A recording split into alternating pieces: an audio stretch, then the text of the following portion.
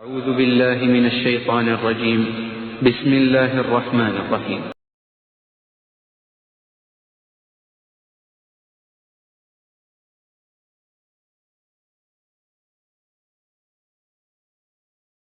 شب برات شب برات کو عموماً مسلمانوں کا ایک تہوار سمجھا جاتا ہے۔ اس کے کچھ مراسم بھی مقرر کیے گئے ہیں جن کی شدت سے پابندی کی جاتی ہے۔ دھوم دھام کے لحاظ سے تو گویا محرم کے بعد اسی کا نمبر ہے، مگر سچی بات یہ ہے کہ یہ خواہ مخواہ کا بناوٹی تہوار ہے۔ نہ قرآن میں اس کی کوئی اصلیت ہے، نہ حدیث میں، نہ صحابہ کرام کے دور کی تاریخ ہی میں سے اس کا کوئی پتہ و نشان ملتا ہے، اور نہ ابتدائی زمانے کے بزرگان دین ہی میں سے کسی نے اس کو اسلام کا تہوار قرار دیا ہے۔ دراصل اسلام رسموں اور تہواروں کا مذہب ہے ہی نہیں، یہ تو ایک سیدھا اور معقول مذہب ہے جو انسانوں کو رسموں کی جکڑ بندیوں سے، کھیل تماشے کے بے فائدہ مشغولیتوں سے اور فضول کاموں میں وقت، محنت اور دولت کی بربادیوں سے بچا کر زندگی کی ٹھوس حقیقتوں کی توجہ دلاتا ہے، اور ان کاموں میں آدمی کو مشغول کرنا چاہتا ہے جو دنیا اور آخرت کی فلاح و بہبود کا ذریعہ ہوں۔ ایسے مذہب کی فطرت سے یہ بالکل بعید ہے کہ وہ سال میں ایک دن حلوے پکانے اور آتش بازیاں چھوڑنے کے لیے مخصوص کر دے اور آدمی سے کہے کہ تو مستقل طور پر ہر سال اپنی زندگی کے چند قیمتی گھنٹے اور اپنی محنت سے کمائے ہوئے بہت سے روپے ضائع کرتا رہا کر۔ اور اس سے بھی زیادہ بعید یہ ہے کہ وہ کسی ایسی رسم کا انسان کو پابند بنائے جو صرف وقت اور روپیہ ہی برباد نہیں کرتی بلکہ بعض اوقات جانوں کو بھی ضائع کرتی ہے اور گھر تک پھونک ڈالتی ہے۔ اس قسم کی فضولیات کا حکم دینا تو درکنار، اگر ایسی کوئی رسم نبی صلی اللہ علیہ وسلم کے زمانے میں موجود ہوتی تو یقیناً اس کو حکماً روک دیا جاتا، اور جو ایسی رسمیں اس زمانے میں موجود تھی ان کو روکا ہی گیا۔ حلوے اور آتش بازی کا معاملہ تو خیر اس قدر کھلا ہوا ہے کہ جو شخص کچھ بھی اسلام کے متعلق جانتا ہے وہ پہلی ہی نظر میں کہہ دے گا کہ ان چیزوں کی پابندی اس مذہب کی روح کے خلاف ہے، مگر جب ہم تلاش کرتے ہیں کہ شعبان کے مہینے میں اس خاص دن کے ساتھ کوئی مستند مذہبی عقیدہ وابستہ ہے یا کوئی لازمی عبادت مقرر ہے تو ہم کو اس کا بھی کوئی نشان نہیں ملتا۔ زیادہ سے زیادہ اگر کوئی چیز اسلامی لٹریچر میں ملتی ہے تو وہ یہ ہے کہ ایک دفعہ شعبان کی 15ویں شب کو حضرت عائشہ رضی اللہ تعالیٰ عنہما سے حضرت صلی اللہ علیہ وسلم کو بستر پر نہ پایا اور وہ آپ صلی اللہ علیہ وسلم کو تلاش کرنے نکلی۔ ڈھونڈتے ڈھونڈتے بقیع کے قبرستان پہنچی، وہاں آپ صلی اللہ علیہ وسلم کو موجود پایا۔ وجہ دریافت کرنے پر حضرت صلی اللہ علیہ وسلم نے فرمایا کہ اس رات کو اللہ تعالیٰ آسمان دنیا کی طرف توجہ فرماتا ہے اور قبیلے کلب کی بھیڑوں کے جس قدر بال ہیں اس قدر انسانوں کے گناہ معاف کرتا ہے۔ لیکن حدیث کے مشہور امام ترمذی رحمۃ اللہ علیہ نے اس روایت کو ضعیف قرار دیا ہے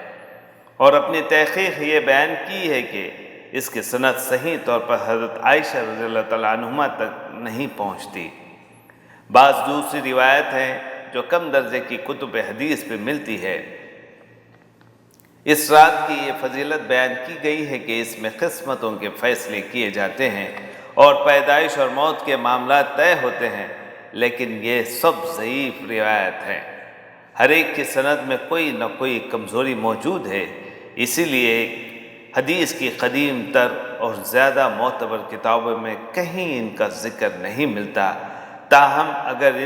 ان کی کوئی اصلیت تسلیم بھی کر لی جائے تو حد سے حد بس اتنا ہی نتیجہ نکالا جا سکتا ہے کہ اس رات میں عبادت کرنا اور خدا سے مغفرت کی دعا کرنا ایک اچھا فعل ہے جسے انفرادی طور پر لوگ کریں تو ثواب پائیں گے۔ اس سے بڑھ کر کوئی ایسی چیز ان روایتوں سے ثابت نہیں ہوتی جس سے سمجھا جائے کہ 14ویں تاریخ کو 15ویں شب کو اسلام میں عید قرار دیا گیا ہے یا کوئی اجتماعی عبادت مقرر کی گئی ہے۔ حدیث کی زیادہ معتبر کتابوں سے جو بات ثابت ہے وہ یہ ہے کہ رسول اللہ صلی اللہ علیہ وسلم پر رمضان کی آمد سے پہلے ہی شعبان کے مہینے میں ایک خاص کیفیت طاری ہو جاتی تھی۔ رمضان کا مہینہ وہ مہینہ ہے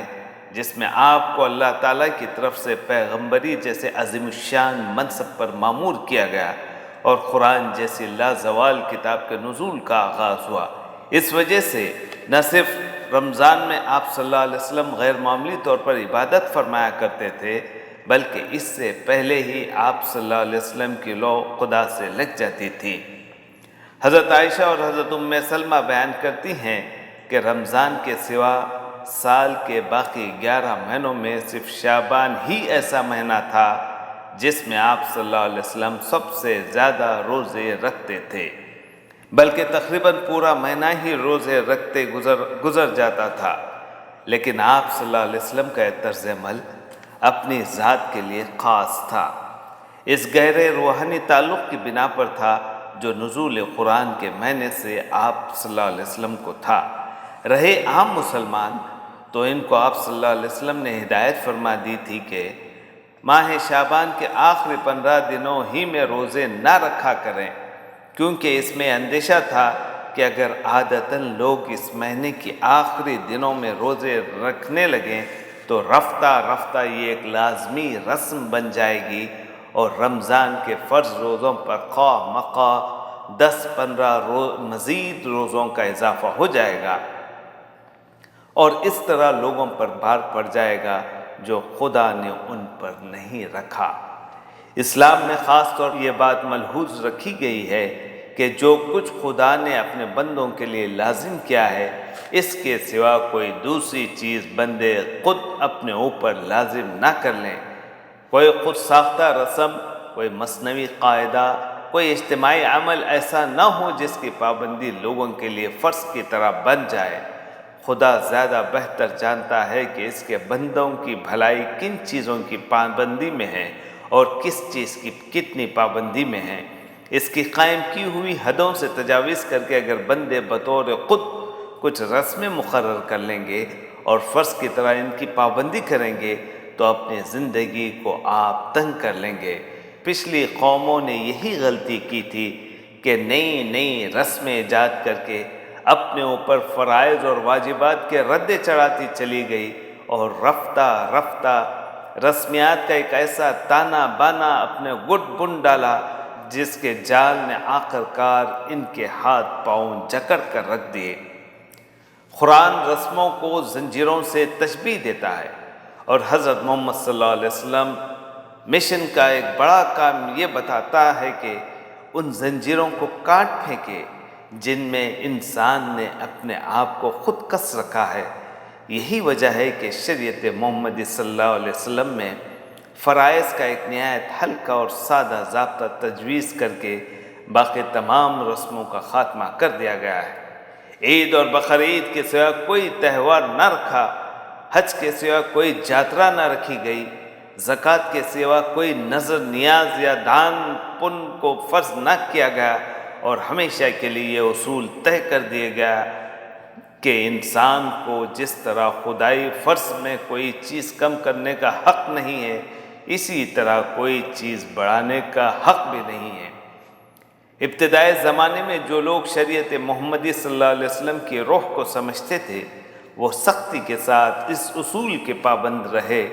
انہوں نے نئی رسمیں ایجاد کرنے سے انتہائی پرہیز کیا اور جو چیز لازمی رسم بنتی نظر آئی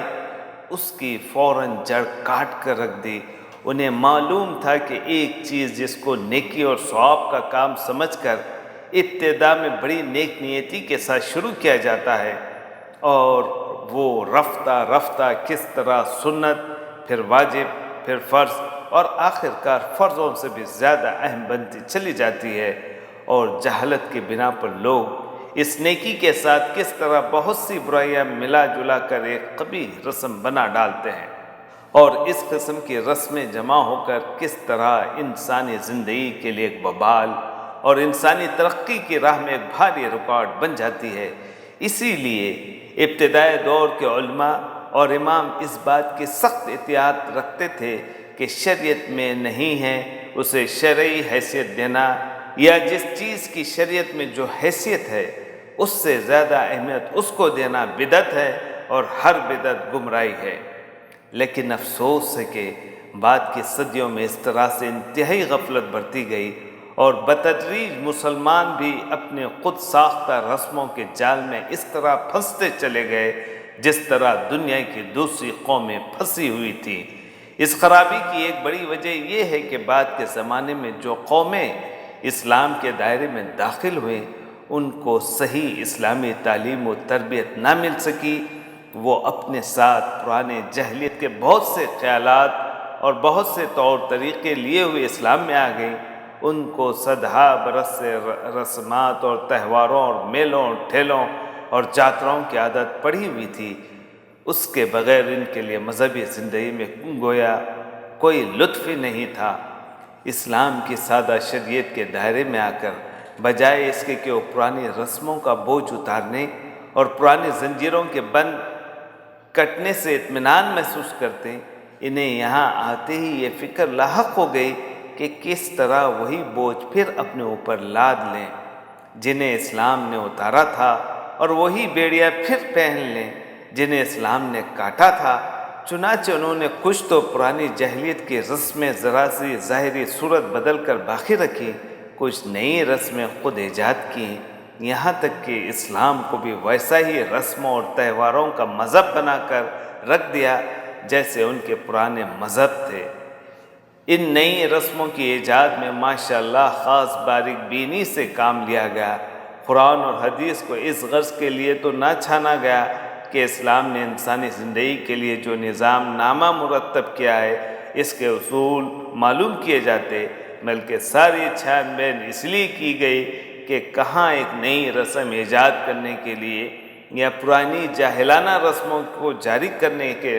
رکھنے کے لیے کوئی بہانہ مل سکتا۔ پھر اگر کسی جگہ ایک بال کی نوک کے برابر بھی کوئی اشارہ مل گیا تو اس پر ایک پہاڑ برابر عمارت تعمیر کر ڈالی۔ لوگ اپنی جگہ خوش ہیں کہ اسلام میں تہواروں اور رسموں کی جو کمی تھی اس کو انہوں نے پورا کر لیا، حالانکہ دراصل انہوں نے اپنی جہالت سے وہ ساری بیڑیاں پہن لی ہیں جو اللہ نے اپنے نبی صلی اللہ علیہ وسلم کے ہاتھوں سے کٹوا دی تھی، اور اپنے آپ کو پھر اس جال میں پھانس لیا جس میں پھنس کر دنیا کی کوئی قوم کبھی ابھر نہ سکی۔ محترم سامعین، یہ مختصر سا کتابچہ جس کو مولانا سید ابوالعلا مودودی علیہ رحمہ نے تحریر فرمایا، جس کو پڑھ کر آپ کے سامنے پیش کیا گیا ابو عبداللہ نے، جزاکم اللہ خیر۔ اس کتابچے کا نام ہے شب برات۔